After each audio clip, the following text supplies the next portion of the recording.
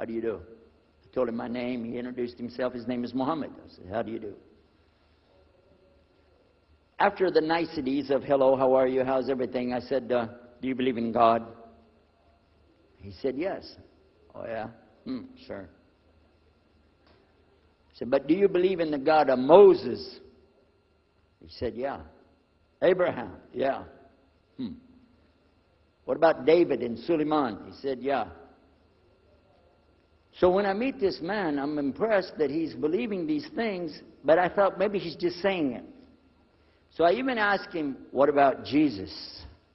Because I thought maybe they're kind of... First I thought Muslims were like Hindus. That was first. And then when he said he believed in some of the things of the Bible, I said, okay, maybe they're like Jews. So that's when I said, yes, but what about Jesus? Do you believe in Jesus? And he said, yes. I said, okay, wait a minute. This is going to be easy. I can convert this guy. So I agreed that we're going to do business with him. And in fact, I took him immediately out to have tea together. We sit together, drink tea, talk a little while. And I started trying to preach to him right away. I'm in the Bible. I got it right there. Flip it open. Genesis. Let's talk about Abraham. What do you know about Abraham? Abraham, he had 2 sons, you see, and blah, blah, blah, blah, blah. And I'm doing all the preaching to him. Imagine this. And he sat there. Okay. He's a graduate of Allah's heart. Like this. Get me? You know what I'm saying? Well, it happened that during Ramadan, some of his friends that he was staying with had to move their apartment around or something, and he was going to go stay in the masjid for itikaf in Ramadan. It's normal. We didn't understand. I thought he has nowhere to go, and I told my dad, this man has nowhere to go. And my dad said, no, he's got money. I said, no, he doesn't. Dad, I'm telling you, he has no place to go. I heard him say he's going to go live in the mosque. To a Christian, if you're going to live in the church, ooh, that's the worst. So I said, let me offer that he can stay at our place. And my dad said, no, you don't do that. That's not right. I said, no, I'm going to offer it to him. I went to him and I said, how would you like to come stay at our place? He said, no, I want to go and stay there. I want to stay in the mosque, and it's something good. I said, oh, man, look at this poor man. Oh, my God. He doesn't know, you know. He just... Oh, poor soul. Please come and stay in our house. And he said, no, I can't. I need to go stay over there. I said, look, I'm scratching his dignity. So I told him, listen, no. I want you to come and you can pay. You can pay money and stay with us. He said, how much? I said, $15 a week. Which in America is like nothing. $15 is nothing. I said, and then he kind of hesitated. I said, and we'll pay for all the food. Well, you eat $15 worth of food in one day in America. He said, okay, all right. And I told my dad later, I said, see how I did that? Because now he'll stay with us. He knows he's getting a good deal on the food, and I was making it all about money. Well, I didn't know he wanted to come and stay with us. He wanted to learn about how are Americans and how is the dawah going to be. What do we believe? Especially people who are preaching. So he came and stayed in our house. And I said, well, now that's good. I'll travel with him and go with him in places, and he'll see and he'll learn about Christianity. As we were traveling and working together, we put up tables just like this and booths and things and set things out for people to come and look at them and sell things. And I caught him one time. When somebody wanted to take something from the front, he took it from the back and gave it to him. And I looked at him. And then next time somebody started to take something, he took from the back and gave it to him. I said, hey, Muhammad, we take the stuff from the front because that's the old stuff. The new stuff in the back, just hold it back. You know what I'm saying? This is dated material. Get rid of the junk first. He said, no, I can't. In my religion, we can't sell something unless we give the people the best. I said, got me on that one. And I'm supposed to be telling him about a better deal. I said, okay, yeah, whatever. You're never going to make any money, though. But that's all right. Over a period of time, I came to learn a lot of things. Also about being humble. A lot. because this man was obviously well educated, very articulate, could really talk about a lot of subjects.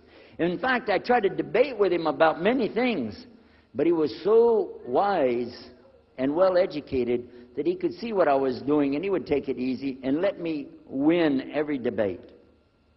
I could win any debate with him if he wanted me to. But if he wanted me to lose, I was going to lose. This was how well he could handle it. Now, what happened, one of the preachers that I knew, another preacher, who used to carry a big cross and walk down the street so people would stop and talk to him about religion, he had a heart attack, and he went to the hospital. So I went to the hospital to visit him, and when I was visiting him, I met another man in the hospital who was in a wheelchair. This gentleman had a problem. He didn't want to talk to anybody. And I told him, let me witness to you. Let me share the message of Jesus with you. So I took out my Bible, and again, I started telling him about a prophet, Prophet Yunus, alayhi salam. And I'm telling them, look at Jonah. He's in the belly of the whale. He's in the sea. He's down there like this, and who knows how long. And suffering like this, you don't have as big a problem as that. And God saved him, so he could save you too. He said, didn't want to talk to me. I asked him, what's your name? He don't want to tell me. Where are you from? He said, I'm from Venus. So what's that? Well, we do have, there is a Venus, Texas, by the way. But he said, he's from another planet. So I kept, each time I would go, I would talk to him, witness to him. Finally, one day, he started crying. I was pushing his wheelchair around. I took him down. I rolled him around different places. He started crying one day. He said, I'm going to confess something to you. I need to confess something to you. Now, to a Catholic, confession means you're going to tell the priest all your sins. And then he's going to forgive you. Well, I wasn't Catholic. And I told him, listen, I'm not Catholic and I'm not a priest. I'm a preacher. He said, I know better than you do. I am a priest. I said, oh my God. This man is a priest? And he knows the Bible better than I do. He said, I just have had a hard time. I've been here and having heart attacks, and I've been having problems and everything, and trying to figure out a lot of things. He said, I'm sorry I took it out on you. I really am. I apologize. And he started crying. And when he started crying, I felt sorry. I hugged him, and I said, it's okay. One day I went to the hospital, and my friend was gone. So I started visiting with the priest. And that happened one time. I went to visit him at the hospital, and he was gone. And I asked him, where did he go? They said he went home. I said, home? He's a missionary priest from South America. How did he go home? She said, I don't know. He's not here. I'm sure his family. I said, he has no family. I know him personally. He has no family. Where did he go? She said, I don't know. We're not responsible for them. I said, well, let me see where he went. You got it in your file? She said, I can't do that. Those are locked up. Nobody can look in the file. And I got in the lady's face, and I said, listen to me. This man could die in the street right now, and it's going to be your fault.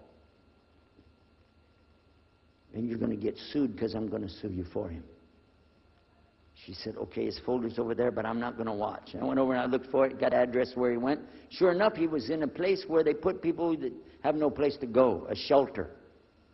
So I went to the shelter, and I found him. He was still on crutches. He saw me. He started crying again. He said, please get me out of here. Get me out of here. I said, okay, come live at my house. Now, I told you the story so you can see something. Now, look, I have 2 visitors in my house. One is a Catholic priest. The other is a Muslim. And I'm thinking I can get the Catholic priest and convert him to be a Protestant. At the same time, I'm going to catch the Muslim and bring him over to Christianity. High aspirations. But it didn't work. Some strange things began to happen. We would sit around the table at night to discuss what is the Bible and what's the salvation. My father has a Bible. It's called King James Version of the Bible.